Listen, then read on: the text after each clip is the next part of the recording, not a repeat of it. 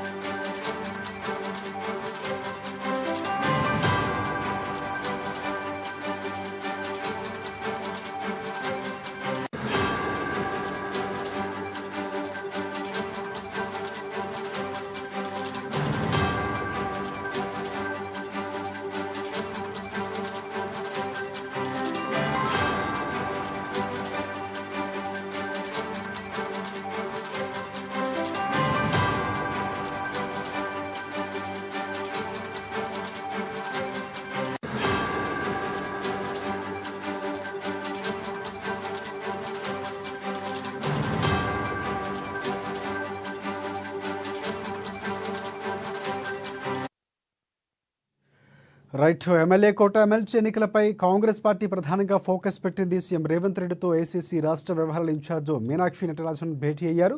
CM నివాసంలో రేవంత్ రెడ్డి, మీనాక్షి నటరాజన్, భట్టి విక్రమార్క, ఉత్తమ్ కుమార్ రెడ్డి, మహేష్ కుమార్ గౌడ్ సమావేశమయ్యారు. So అభ్యర్థులపై ప్రధానంగా చర్చించారు. దీనికి సంబంధించి పూర్తి అప్డేట్స్ అందించేందుకు మా ప్రతినిధి హరీష్ మనకి ఫోన్ లైన్లో సిద్ధంగా ఉన్నారు. హరీష్, చెప్పండి, పూర్తిగా ప్రధానంగా ఈ భేటీలో ఏ అంశాలు చర్చించారు, దీనికి సంబంధించి అప్డేట్స్ ఏమున్నాయి? Thank you Rajasekhar. ఎమ్మెల్యే కోట ఎమ్మెల్సీలకు సంబంధించి కూడా కాంగ్రెస్ పార్టీ ఫోకస్ పెట్టింది. ఇప్పటికే నోటిఫికేషన్ కూడా ఇష్యూ అయింది. నెల 10కి సంబంధించి కూడా నామినేషన్ల పర్వం కొనసాగుతున్న నేపథ్యం అయితే కనిపిస్తుంది. కాబట్టి కాంగ్రెస్ పార్టీకి సంబంధించి 5 స్థానాలకు సంబంధించి ఖాళీ అయ్యాయి. దాంట్లో బీఆర్ఎస్ పార్టీకి సంబంధించి ఒక స్థానం వెళ్లే అవకాశం కనిపిస్తుంది. మిగతా 4 స్థానాలకు సంబంధించి కాంగ్రెస్ పార్టీకి, అదే ఒక స్థానానికి సంబంధించి కూడా ఎంఐఎంకి వెళ్లే అవకాశాలు అయితే కనిపిస్తాయి. మొత్తంగా 3 స్థానాలకు సంబంధించి ఎమ్మెల్సీల అభ్యర్థిగా ఎవరిని బరిలో దింపాలనే పైన కూడా కసరత్తు ముమ్మరం చేసింది. దీనిపైన ఈరోజు సీఎం రేవంత్ రెడ్డి నివాసంలో ఇన్ఛార్జ్ మీనాక్షి నటరాజన్, అలాగే PCC chief Mahesh Kumar Goud, deputy CM Bhatti Vikramarka, మంత్రి ఉత్తమ్ కుమార్, ఈ ముగ్గురు భేటీ అయ్యారు. ప్రధానంగా ఎమ్మెల్సీ అభ్యర్థికి సంబంధించి ఎవరిని ఖరారు చేయాలి, సామాజిక సమీకరణలు కావచ్చు, మిగతా అంశాలకు సంబంధించి అన్ని అంశాలపైన చర్చించడం జరిగింది. ఏదైతే అభ్యర్థుల ఎంపిక విషయంకు సంబంధించి ఇలాంటి విధి విధానాలు పాటించాలనే దానిపైన కూడా ప్రధానంగా చర్చ జరిగినట్టుగా తెలుస్తుంది.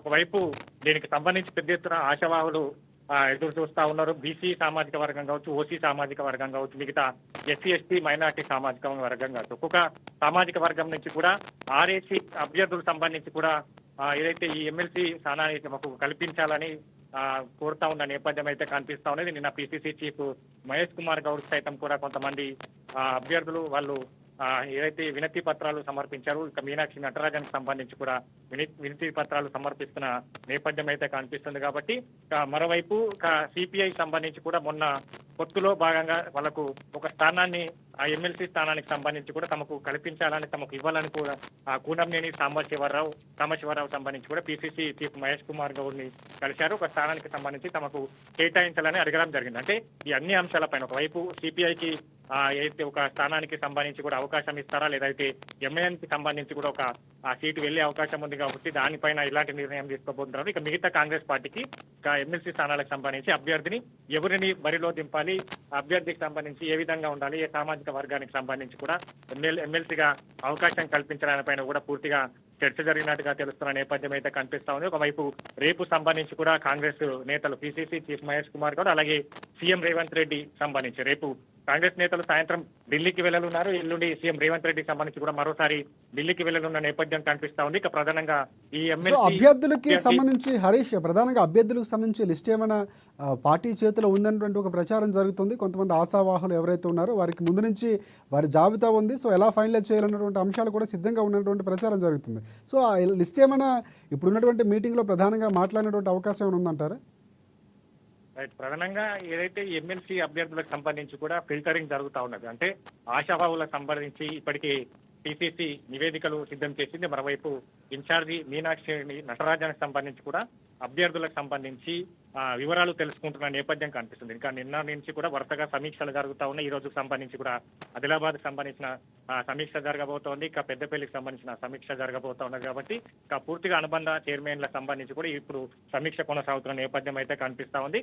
ఇక ఎవరెవరు ఆశావాహులకు సంబంధించి పూర్తి వివరాలు సేకరిస్తున్నారు, పార్టీకి వాళ్ళు చేసిన సేవలు కావచ్చు, పార్టీకి గత ఎన్నికలకు సంబంధించి ఏ విధంగా కృషి చేశారు, ఇక పూర్తిగా ఎమ్మెల్సీ కోటాలో ఎవరికి అవకాశం కల్పిస్తే ఖచ్చితంగా ఏదైతే పార్టీకి సేవ కష్టపడ్డ వారికి ఫలితం దక్కుతుందో అట్లాంటి అభ్యర్థికి సంబంధించి కూడా ఫిల్టర్ జరుగుతూ ఉన్నది. కాబట్టి పూర్తిగా ఆ నివేదికకు సంబంధించి ఈ రోజు ఈ సమావేశంలో అన్ని అంశాలపైన చర్చించడం జరిగింది.